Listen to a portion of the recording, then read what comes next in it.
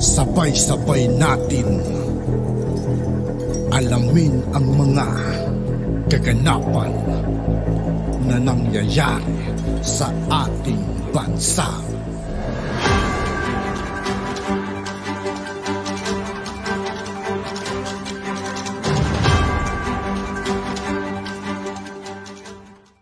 Yo, what's up mga kaibigan? This is I2K po again. Ngayon nandito ulit tayo sa channel ni News PH. Dito naman ulit tayo magbibigay ng komento at reaksyon. Kaya samahan nyo ako guys. Let's go! Po si Trillanes dito po sa sinasabing deal daw ni Pangulong Duterte sa China. Ito nakakatawa to si Trillanes Sabi niya, sabi ng politiko, former Senator Trillanes slammed former President Duterte over the deal in his administration brokered with China to ease tension in South China Sea. Di ba ang ganda ng layunin ni Duterte? Dahil galing nga tayo sa pagmamatigas sa China, at nung nagmatigas tayo, nakuhanan tayo ng teritoryo, nag-isip si Duterte, pag nakipagmatigasan ako rito, itutuloy ng China yung pangangamkam nila ng teritoryo. Makikipagkaibigan ako sa kondisyon na hindi nila tayo kakamkaman. Ano po masama doon? Dalawa po ang paraan para hindi ka makuna ng teritoryo. Pinakita po ni Duterte, yung isa, true force, makikipaggera ka. Pinakita ni Duterte na pwede kang hindi maagawan ng teritoryo through diplomacy. Sa pamamagitan ng pakikipag-ugnayan, sa pamamagitan ng pakikipagkaibigan. Sa aktual. Aktual po yan. Galing po tayo kay Pinoy na yung China, tayo ng teritoryo, yung teritoryo natin na inaangkin din nila, tinayuan ng China ng mga artificial island. Ngayon, base militar na nila. So, hindi natin kaya yan, sabi ni Duterte. Marunong si Duterte, nanonood ng Bugs Bunny. Si Pinoy, hindi nanonood ng Bugs Bunny. Ano sabi ni Bugs Bunny? If you cannot beat them, join them. Napakasimple. Bugs Bunny diplomacy. If you cannot beat them, join them. May nakuha ba sa ating teritoryo? Nung nagmamatigas tayo sa China, hindi pinapapasok ng Chinese yung ating mga mangingisda para mangisda sa kanilang traditional na pangisdaan, yung dyan sa may basta dyan sa parte niyan. Dahil tayo nakipagkaibigan sa China, puta tuwan-tuwa yung mga mangingisda. Sa anong pangalan nun? Ayun. Nakapangingisda na sila. Pinayagan na sila ng China. If you cannot beat them, join them. Makipagkaibigan ka. Hindi po tayo naagawan ng kahit na anong teritoryo. Pero yung naagaw na ni Pinoy. Ang gusto kasi ng mga dilawan, si Duterte ang umagaw sa China. Sa Scarborough. Hindi, may tawag tayo dyan sa Scarborough na Pinoy ang dating. Yun po yun. Yun po actual. Yung sinasabi ni Masinloc. Meron pa Baho di Masinloc, di ba? Baho di Masinloc. Totoo yan. Paano ko nasigurado na totoo yan? Oh, Baho di Masinloc. Kasi pinagbubunyi natin yan. Tuwan-tuwa ako nung putya nakakapangisda na pala. Yung mga mangingisda natin. Iba yung ayungin Yan yung disputed ngayon, yung ayungin. Di ba? Yan yung meron tayong sira-sira ng Sierra Madre. Pero hindi natin iniiwan. Atin yan Katunayan, tayo nakaklaim yan. Meron tayong nakabase. So, si Erwin Tulfo, ayun, talaga sinabi yan ni Erwin, no? Pinagpapaliwanag niya si Duterte. Bakit magpapaliwanag sa'yo? Ha? Tandaan nyo ang presidente, siya may soul.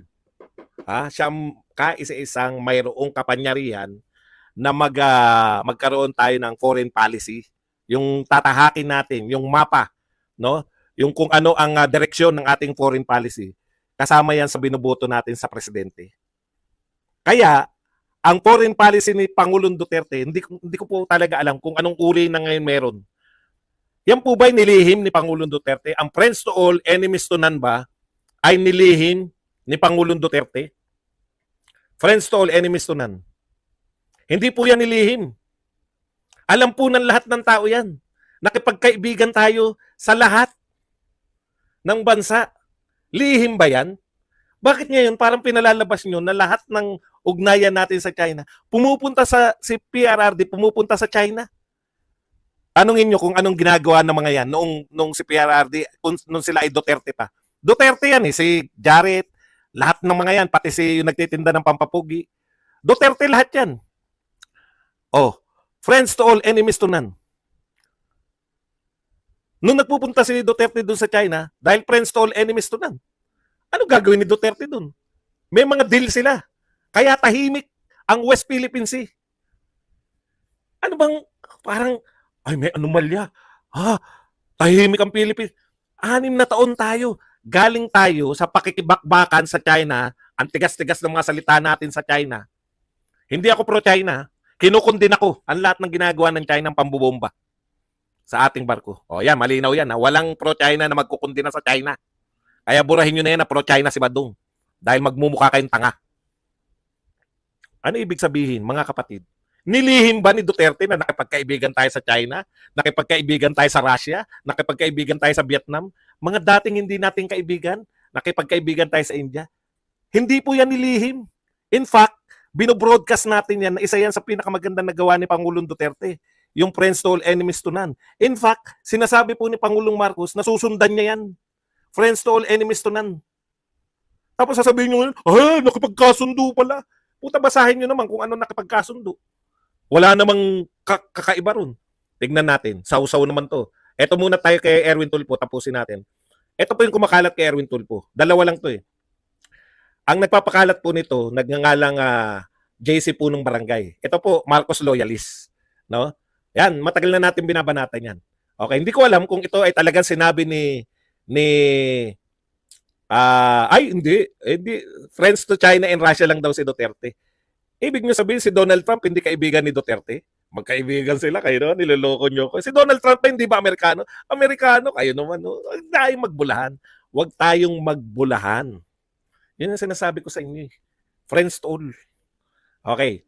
Well, knowing naman kasi, ito po ang sagot ni Erwin Tulfo daw. Ayon dito sa isang loyalist na si JC Punong Barangay.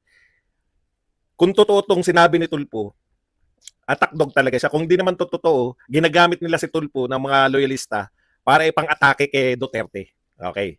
Well, knowing naman kasi kaya hindi siya makabiyahe dahil maraming not welcome siya sa Europe, di ba?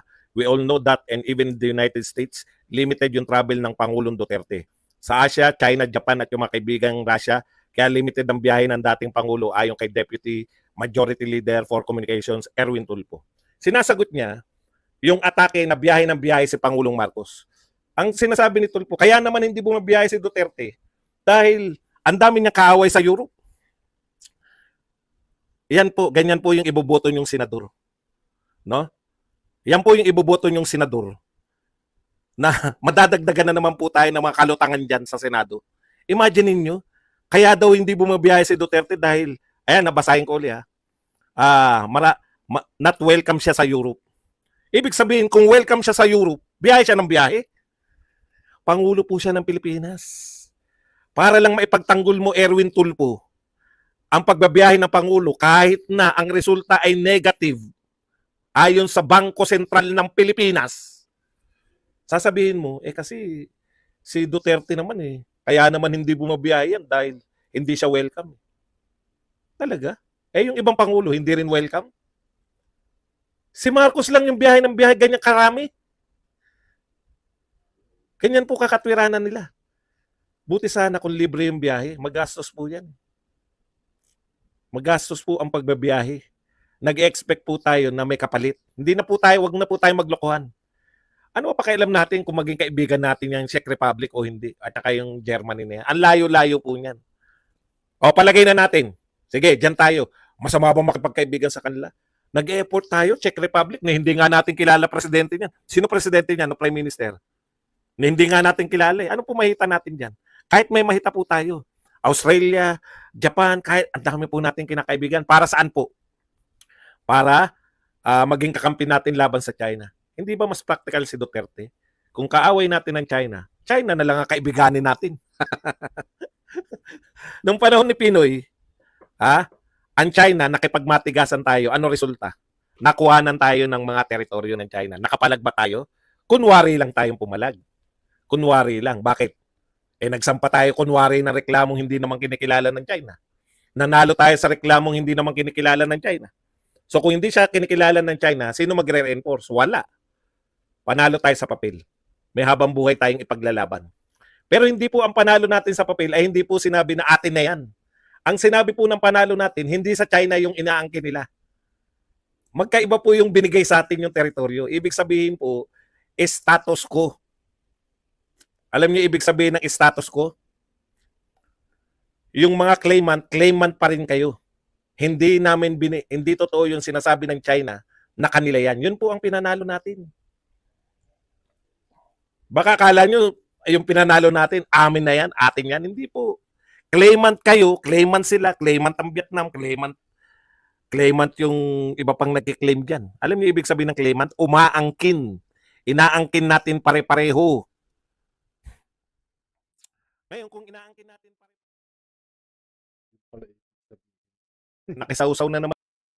At yun nga po mga kaibigan, dito po nagtatapos ang ating reaction video. Muli ako po si I2K ng Sundalo ng Dunggalo. Maraming salamat sa patuloy na pagsuporta. Yeah, peace out.